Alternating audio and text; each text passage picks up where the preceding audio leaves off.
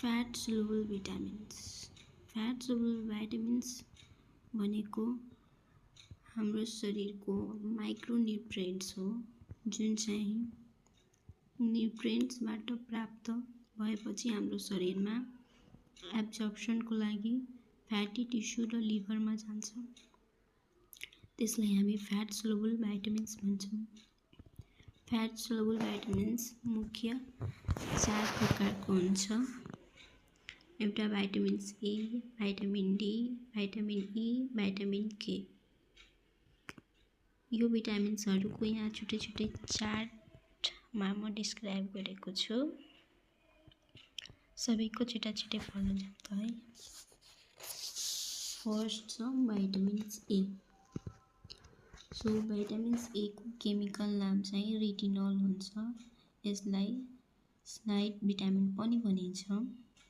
यसको डेफिसिएन्सी भयो भने फर्स्ट साइन कन्जक्टाइभल जेरोसिस हुन्छ र फर्स्ट सिम्पटम भनेको नाइट ब्लाइन्डनेस हुन्छ। साइन भनेको डाक्टरले पत्ता लगाउने हो र सिम्पटम भनेको हाम्रो पेसेन्टको कम्प्लेन हुन्छ।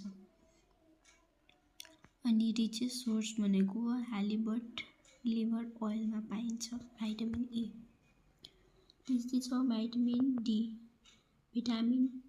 भिटामिन डीलाई किडनी हर्मोन अथवा सनसाइन पनि भनिन्छ। भिटामिन डी हाम्रो शरीरमा बायोलोजिकली फर्ममा किडनीमा पाइन्छ। भिटामिन डी2 प्लान्ट्सबाट सिन्थेसाइज हुन्छ। प्लान्टबाट प्रोड्युस्ड हुन्छ र हाम्रो शरीरमा आएपछि सिन्थेसाइज गराउँछ भिटामिन डी2।